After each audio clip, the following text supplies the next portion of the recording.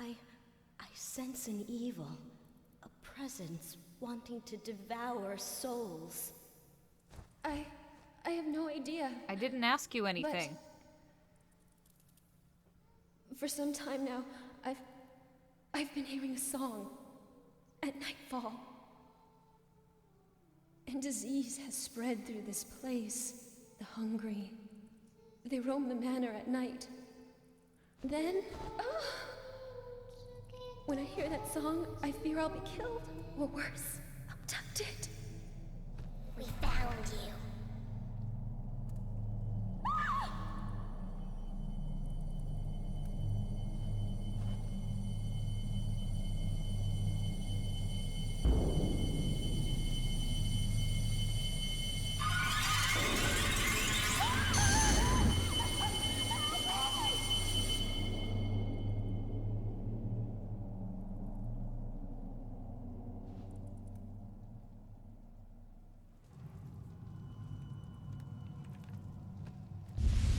Silkworm Journal Volume 2. Records of silkworms kept by Mishimaru.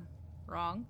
June 27th. The silkworms have lost their fur. Their bodies are beautiful, shiny, and translucent.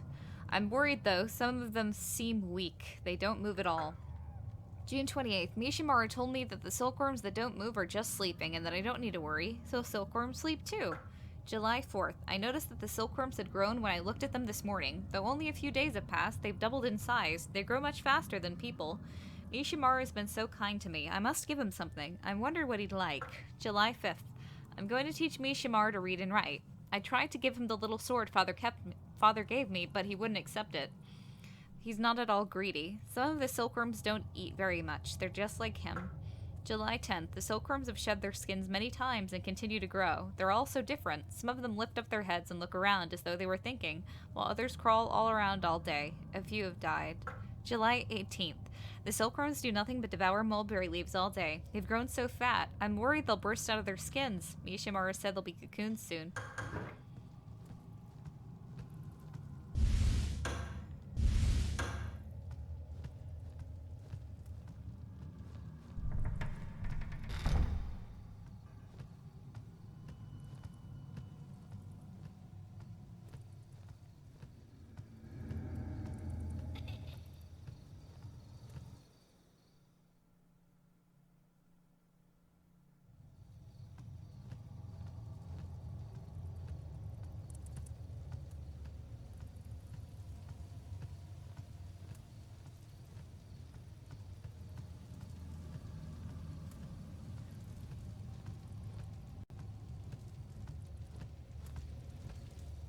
Items have been pushed aside. Has someone passed through here? Oh, so you can push items aside. Now, can you?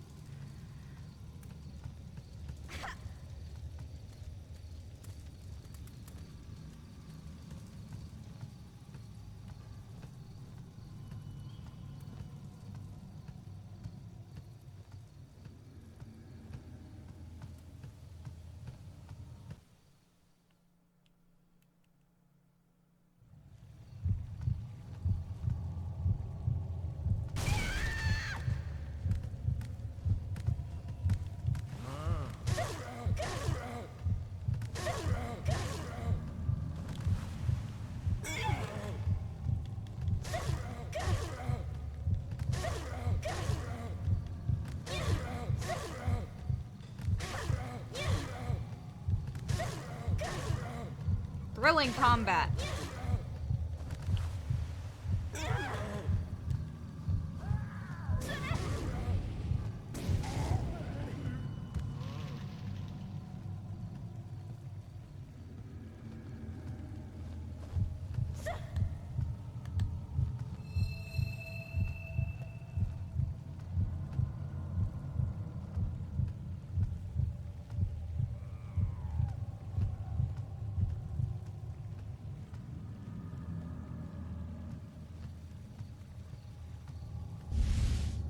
Good.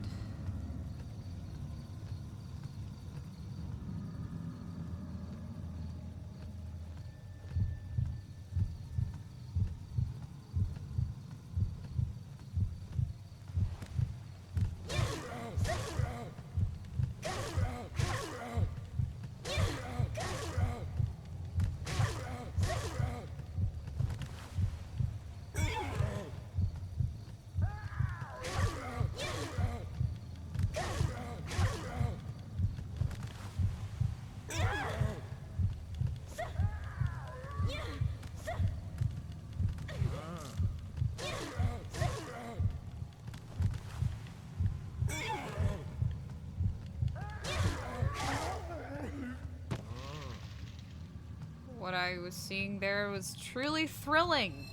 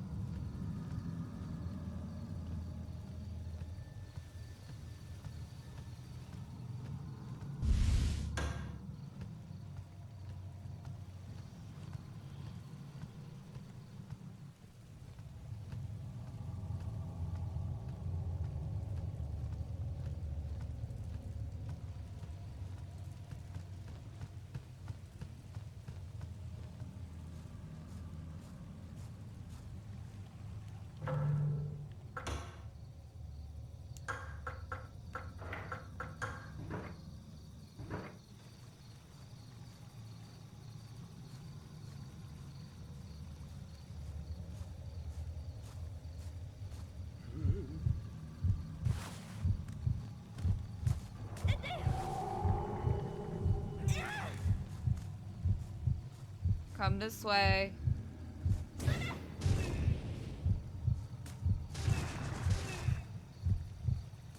Oh, didn't get it all the way.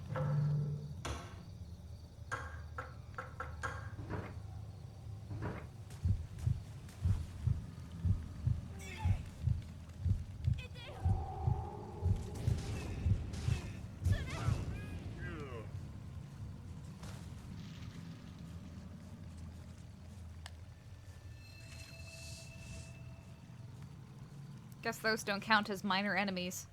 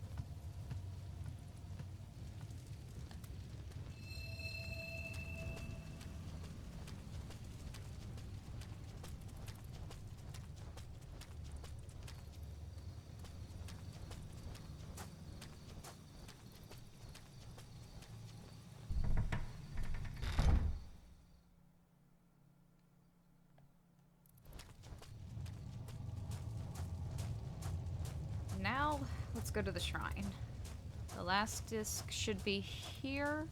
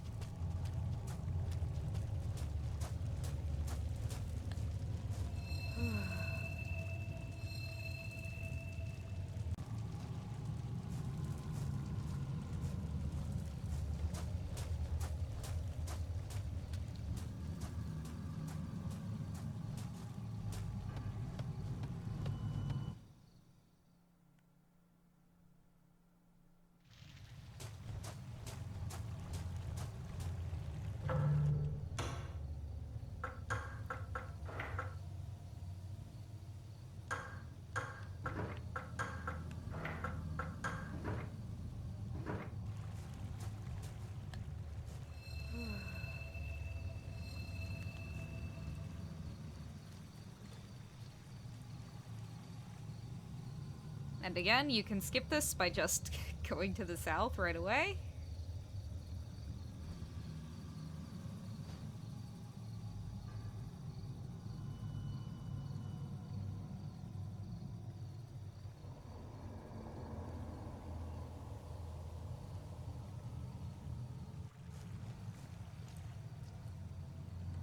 Once again, is this great scene completely robbed of any tension because we already know what's going to happen? Yes, it is. It was great the first time, not the second.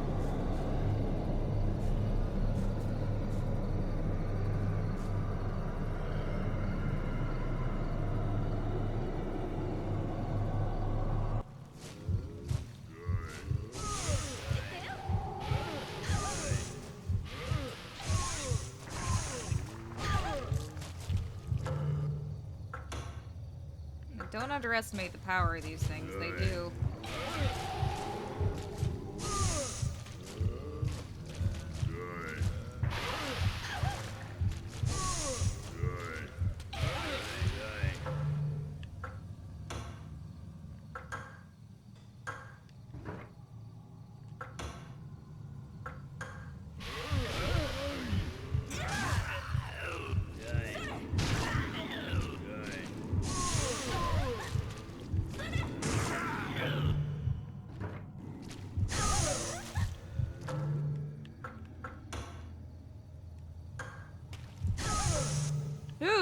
Dude, like...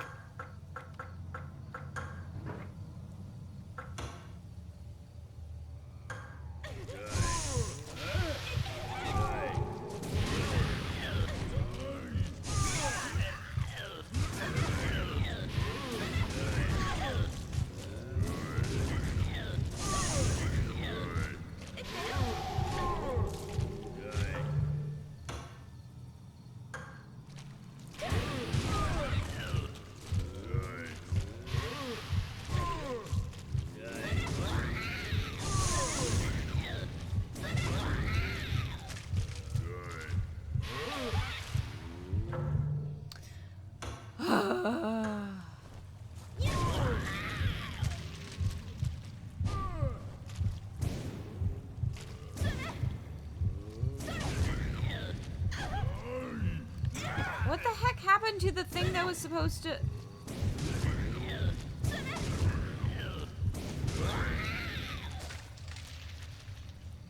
So it didn't instant death my enemy for some reason. Even though it's supposed to. How is spider and weak firebolt the best way to deal with this? Okay, I guess it instant death one enemy, but not the rest.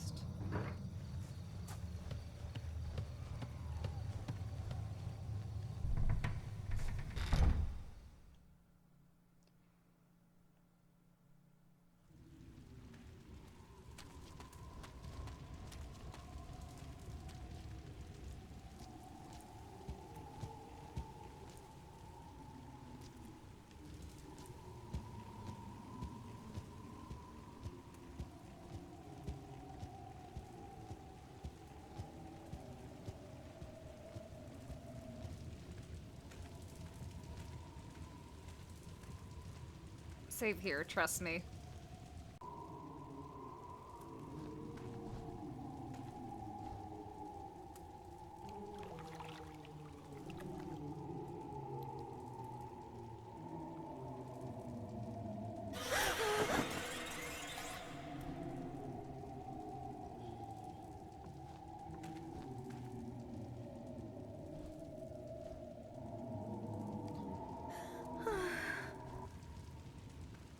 We got a cool scene that time.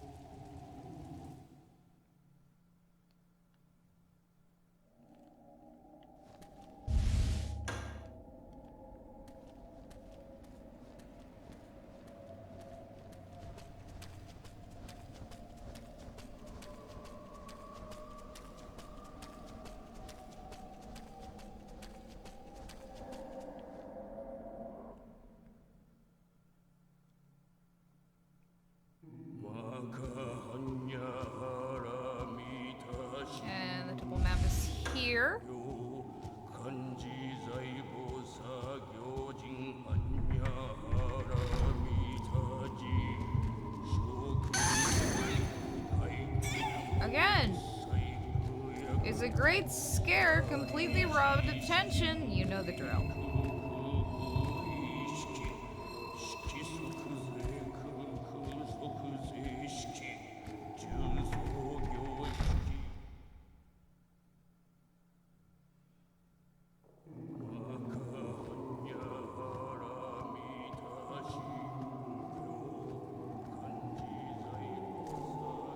A bloody cocoon blocks the path. Something is wriggling inside it. If only I had something sharp to cut it open with. Oh well.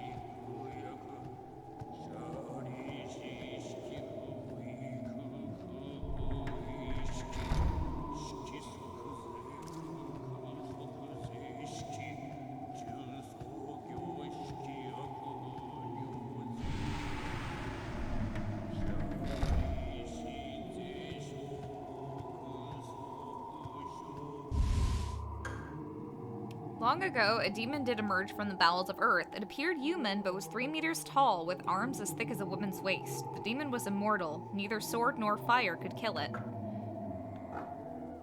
One day, a man appeared. He was emaciated and clothed in rags. To the people who were at their wits' end, he said, "I will drive that demon away." The people took one look at the pitiful-looking figure and turned away, saying, "You would be a fool to embark upon such an enterprise." That seems like a very odd way to phrase it, but okay. The man ignored the people's attempts to stop him. With a hint of a smile on his face, he approached the demon's lair. He pulled a spike from the folds of his clothing and threw it at the demon, penetrating its flesh, riveting it to the wall. Nailed to the wall, the demon shriveled up and died after 7 days and 7 nights of agony. The man explained to the people that spikes have the power to suppress demons. He gave them 3 spikes to use should the demon reappear and departed. The grateful people placed the spikes in the small shrine in the temple, where they have been preserved ever since. Oh yeah, and tu fui ego eris. Priest Journal Volume 1, well-written journal by the Elder Priest. For several days now, strange sounds have been emanating from the ground under my feet. At first I thought I was imagining them, but I hear them even more clearly at night when I sleep. They're very strange, perhaps a cross between agony and pleasure? So kind of the emotion I have when I play this game. They say a creature emerged from the bowels of the earth and that this temple was built to prevent it from proceeding any further. Perhaps the creature has awakened underneath this temple and is howling. If it has been trapped there for years, no wonder its screams sound so sad.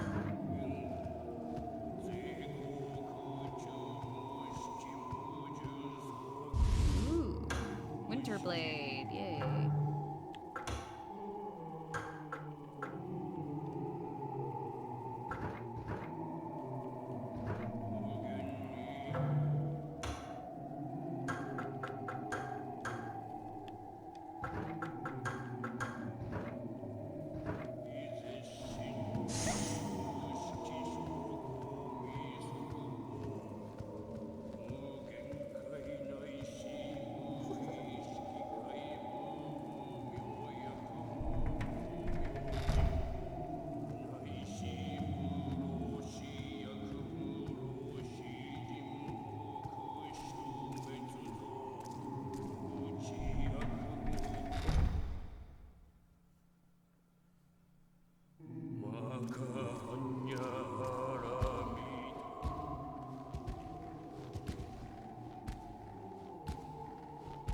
Go away.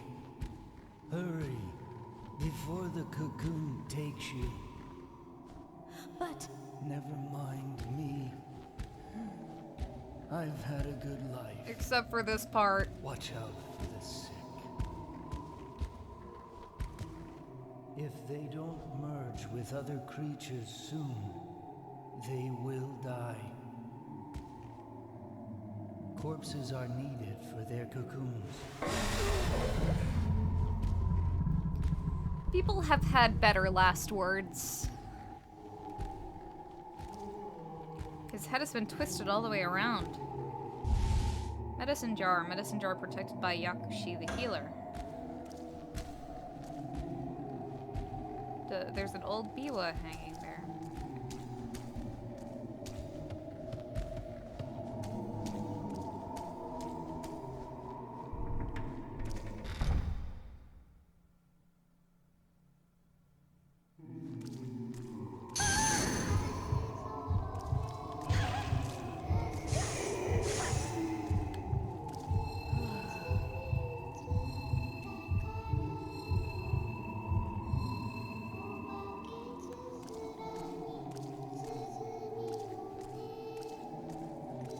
she's not going to ask them, like, hey, what are you doing here? She's just like, I'm going to ignore you, kids.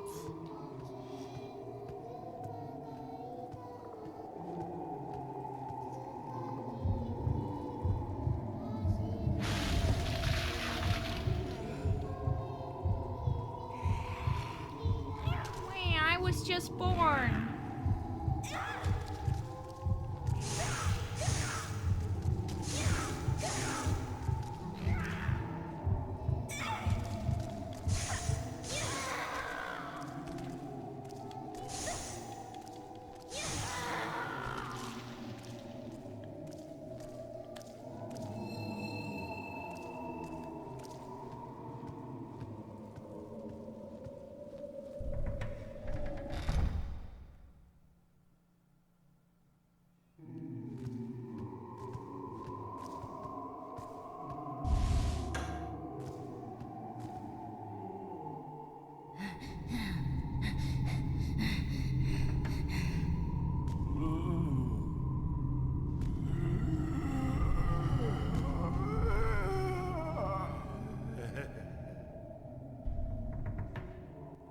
That's me when I wake up in the middle of the night and I'm like, damn, I want some pizza.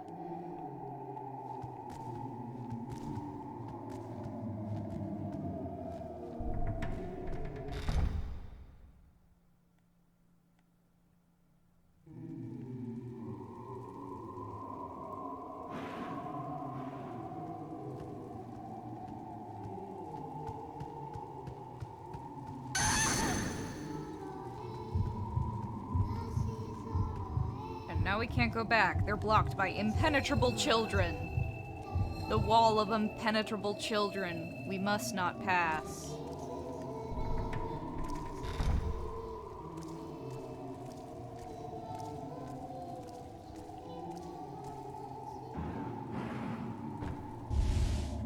I am curious about what they're saying. If anyone can translate, that'd be nice. Priest Journal Volume 2. The priest is named Nyoei. Lady Fujiwara departed from the manor with many sick people. She said that she was worried about what the sick might do if they weren't watched and asked that they be confined to the temple. I understand that Lady Fujiwara too has contracted the disease, but the sickness has not destroyed her human kindness. She reminds me of Confucius saying about sacrificing one's life in an act of charity. I cannot help but admire her high sense of morality. Yakushi's legend. Stone table. Do you mean tablet? Inscribed with the tale of Yakushi. The Buddhist emerald light, the master of medicine. He is the deity who heals the sick. He has a merciful look on his face and holds a medicine jar in his left hand. Well, why is it there?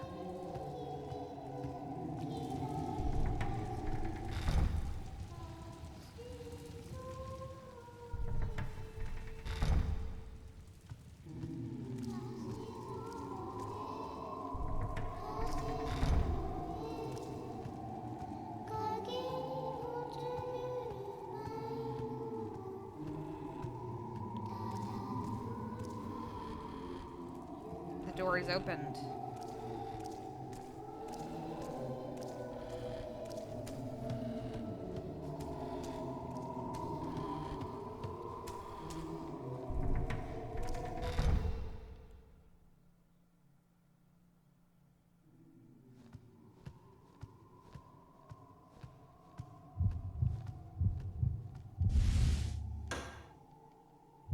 Perhaps since the shrine lies in ruin, they appear so sad.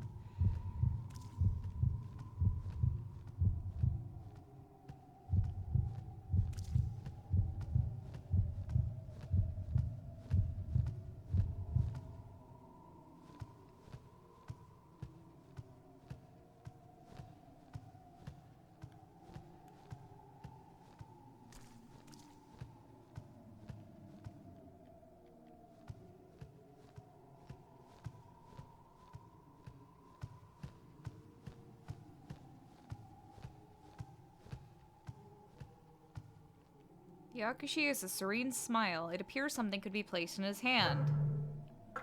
This is probably an unpopular opinion, but I love I love puzzles that are just put thing into other thing. Because it's like, oh, now it's back in the place where it's supposed to be. I mean, I wouldn't even call them puzzles, and that's why I say it's an unpopular opinion, because there's no challenge to it whatsoever.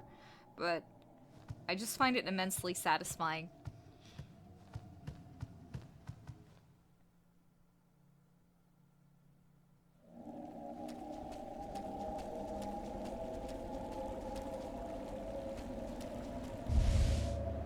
Mars!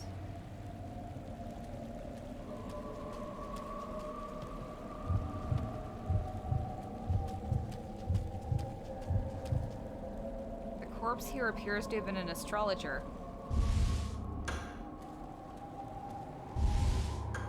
Silkworm Journal Volume 3, July 21st. I ran into the elder priest when I went to the shrine to get some mulberry leaves. He looked at the worms and said, "These are normal silkworms, unlike those found at the shrine. I wonder if that's true." July 24th. I went to the temple to get mulberry leaves again today. The elder priest wasn't there, but Miyashimaru said he saw the twins. I didn't see them, but I know he would not lie. When I returned from the shrine, the silkworms had started spinning cocoons. July 25th. The silkworms started spinning silk yesterday. Today, they're cocoons. Miyashimaru says we'll just have to wait. The cocoons are beautiful. They glitter like silver thread in the sunlight. July 27th. The cocoons are just sitting there. Nothing is happening. I shook them because I was afraid they were dead. They made a rattling sound. Miyashimaru laughed and said they'll hatch soon enough.